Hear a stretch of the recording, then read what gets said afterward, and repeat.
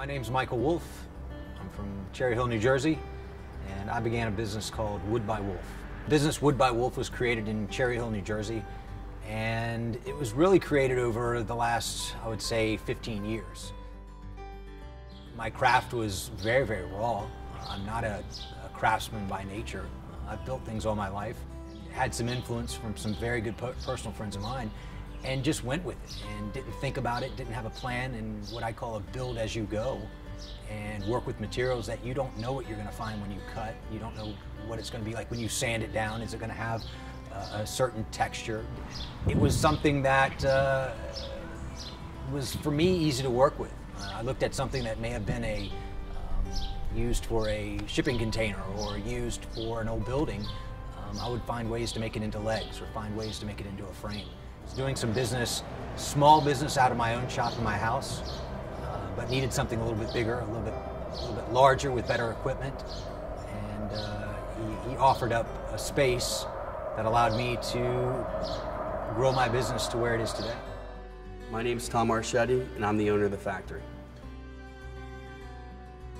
My whole life I've been servicing industrial machinery, from factories to shops to vocational schools. A few years back, a lot of shops were closing up and I was acquiring a lot of heavy-duty industrial machinery. I was buying and selling a lot of this equipment. Me and a buddy of mine bought this 1920s movie theater and moved in all this equipment and started New Jersey's largest makerspace. Currently, this is a 16,000 square foot building that we outfitted electrically, mechanically. We set the whole shop up. I mean, right now we have some serious woodworking and metalworking machinery here. We open it up to the public for people to come in that don't have access to tools and equipment like this, and it's this scale of equipment.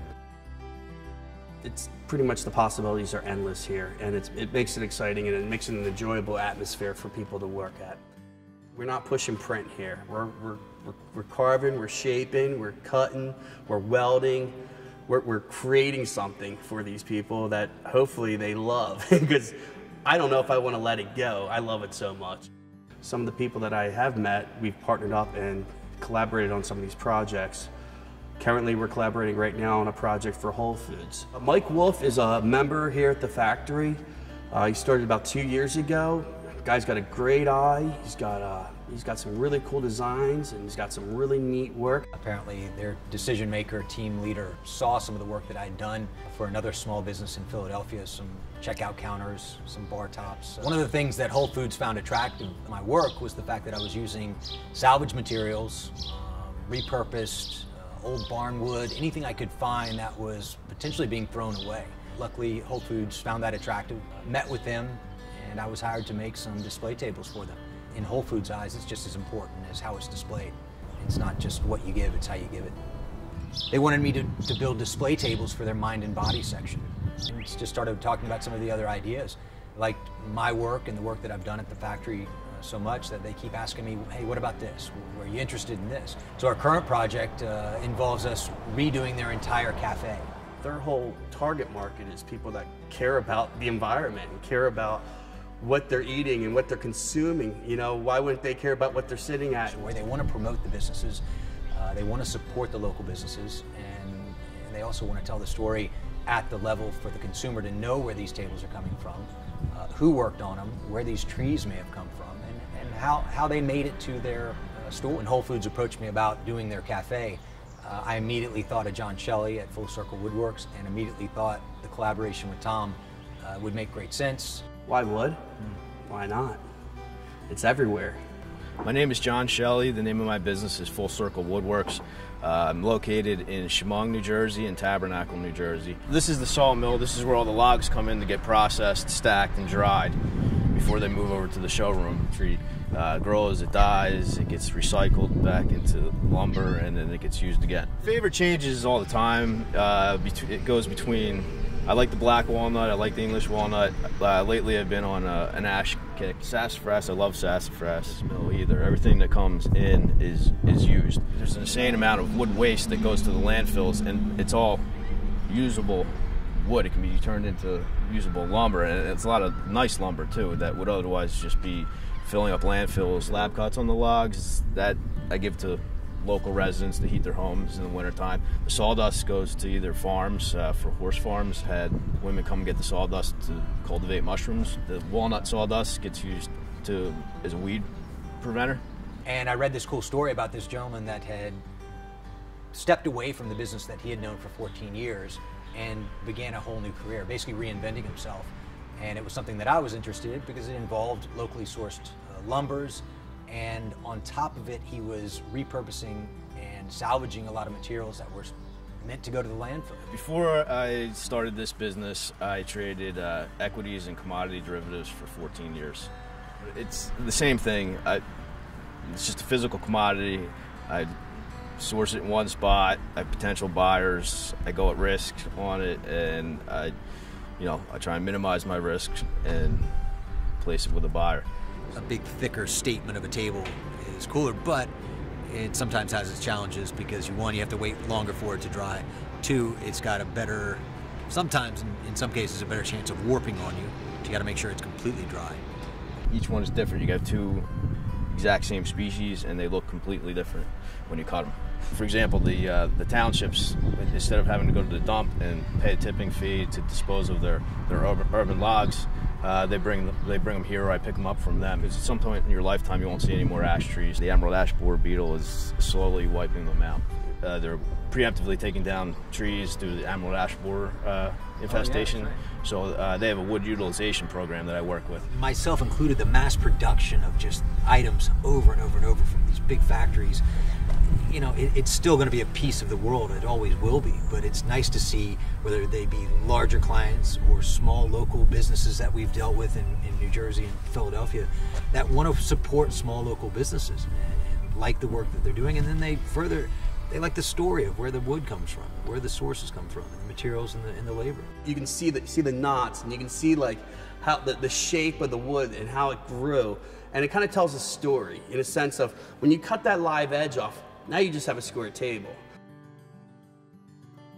Every piece that gets built creates a bigger demand with the end user and the other small businesses who want to incorporate something local into their shop also. It's been exciting coming out here and picking out different types of woods that we need for this project, and coming back, and our minds start working together to actually develop something and create something, and when it leaves, it looks pretty damn awesome. As the relationship has grown with Whole Foods over the last year and a half, I've since joined the factory workers in Collingswood and worked with Tom Marchetti on a number of projects. I've been servicing industrial machinery since it was my dad's business. Back in 1977 is when he started, and we were going into factories all in Philadelphia, and these factories had closed up, and when they closed up, they were taking these machines and taking them to the scrapyard, or people were buying them and sending them overseas.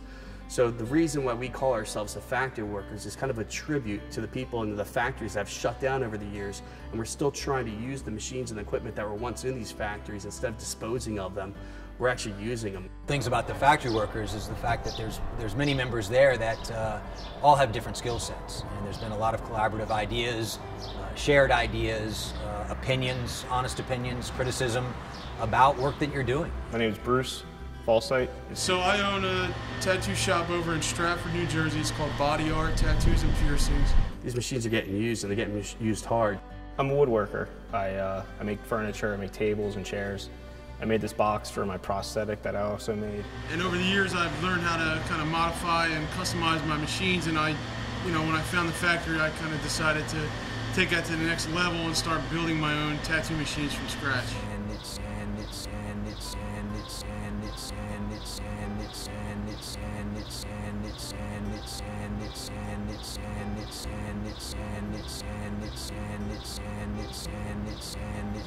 Which is called a lathe. The process is called turning. They force the wood into a shape. You have to really work with the wood and work with colors and work with textures and work with the grain and listen to it. So a few years back, a lot of shops had closed up, and I purchased a lot of their machinery for pennies on the dollar. So I decided to make this project, and the way I designed it, I can put different attachments on it at ease, and it's limitless in its possibilities. And not only do we just have a co-working space, a maker space, but we also have concerts, events, fundraisers. We have a stage here, so we're still incorporating the original theater you know, kind of what it was meant to be, but we kind of put a little, you know, little edge on things here. And just come here and play around, and it's peaceful to me, you know, and I'm focused on what I'm doing. Like when you're joining a piece of wood, you better be focused on joining that piece of wood, or you might have a problem. It's a learning experience, it's an education, rarely boring, let's put it that way. We're keeping it going. Everything here, it's got a lot of soul, it's got a lot of character, and everything, a lot of heavy metal. It's putting your style on something that nature already kind of put the beauty in. The Factory Workers itself allows me to do a lot of the work that I wouldn't be able to do. I'm meeting a lot of interesting people that are just all motivated. You know, everybody's hungry and everybody's trying to make something out of nothing. You know, I don't ever leave the shop and didn't learn something in a day, and I think it's probably one of the coolest feelings. We pride ourselves on American made. I mean, everything I look and try to buy, I mean, I always look at the label first, you know? I think it's really important that we do buy American made goods. It's really, really hard to find American made things anymore, and it's only gonna get worse and worse unless we start actually paying attention to what we purchase. Has attracted me to woodworking is the fact that we live now in what a lot of us call a disposable environment, where we buy things for, you know, a year from some local big box store, and you know, we'll get another one, we'll buy another one. Some people just look for the bottom dollar. I look for quality. But I think we have the potential to do some big business at a local level, though. Concentrating on local business, on local resources, and collaborating with local small businesses. So it's been really cool. I was like, all right, what's next? You know, and we start a new project.